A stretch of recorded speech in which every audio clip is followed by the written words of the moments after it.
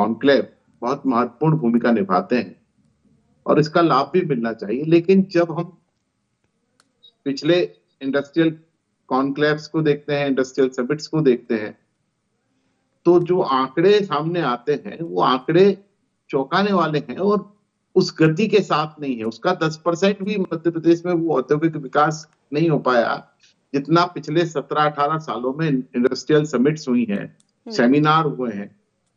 और हर बार अडानी, अंबानी, डालमिया, बिरलास, रामदेव बाबा, इन सबके नाम बड़ी बड़ी गर्व के साथ लिए जाते हैं और कि उद्योग लगाए जाएंगे। लेकिन आप देखिए कि इन्होंने कहां कहां उद्योग लगाए हैं। आप अगर वस्तु स्थिति देखेंगे तो जितना वादा किया था उसका 10%, 5% भी नहीं है, पहली चीज। दूसरी चीज, प्रिसिता जी, मैं आपको एक उदाहरण बता रहा हूं कि मध्य प्रदेश मिनरल्स में समृद्धशाली है, फूड बास्केट में समृद्धशाली है, फॉरेस्ट में समृद्धशाली है, नेचुरल रिसोर्सेज बहुत अच्छे हैं, पानी है, बिजली है। लेकिन इसके बाद भी उद्योगपति एमओयू साइन करता है, उद्योगपति वादे करता है, लेकिन उद्योगपति मध्य प्रदेश में नहीं आता है।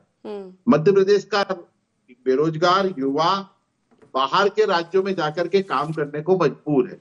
एक उदाहरण बता रहा हूं, अभी कई मध्य प्रदेश के कई विभागों में चपरासी के पद के लिए दिव्यांग जनों के आवेदन बुलवाए गए हैं। आप कल्पना करेंगे, एक जगह पर 67 गुना आवेदन प्राप्त हुए हैं, मात्र 12 पद है और 800 आवेदन प्राप्त हुए हैं। बहुत स्पष्ट चीज दिखाई दे रही है। अगर इंडस्ट्रीज लगी होती तो रोजगार मिल गए होते लोगों को, उन्हें बाहर नहीं जाना पड़ता।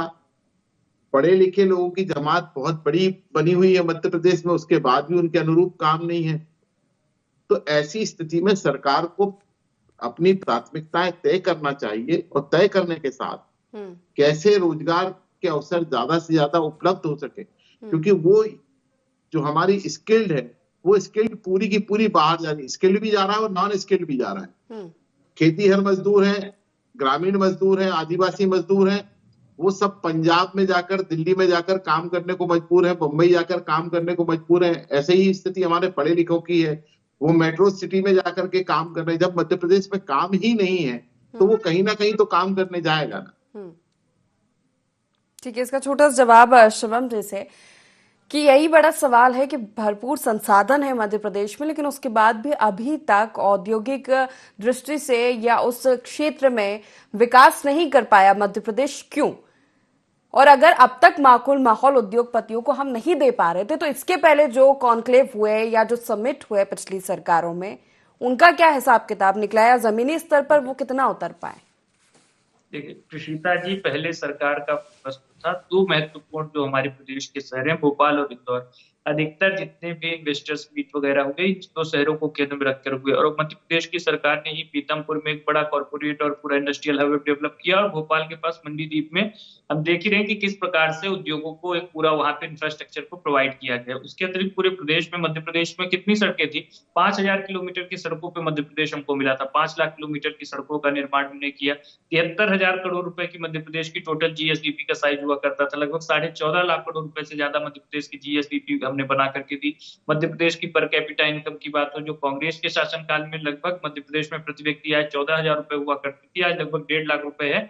ये तमाम चीजें करने में सरकार को एक वक्त लगा, और किसी भी औद्योगिक जो पूरा निवेश है उसको आकर्षित करने के लिए एक वातावरण बनाने की आवश्यकता होती है। तो विगत 20 वर्षों में इंफ्रास्ट्रक्चर 1-2 दिन में नहीं बनाया जा सकता, इसको वर्षों लगते हैं। और मध्य प्रदेश की सरकार ने वह विश्वसनीयता को हासिल किया है।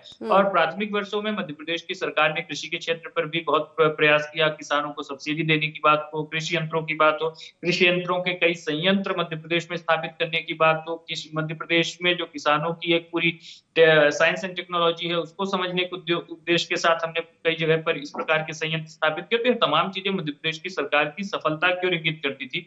इसके अतिरिक्त जिस राज्य में औद्योगिक विकास दर ही निगेटिव में रही हो, -64%, मैंने आपको पहले ही बताया, वह राज्य अगर आज 26-27% के आसपास खड़ा है, कर्नाटक, तमिलनाडु और महाराष्ट्र जैसे राज्यों को टक्कर दे रहा है, यह मध्य प्रदेश की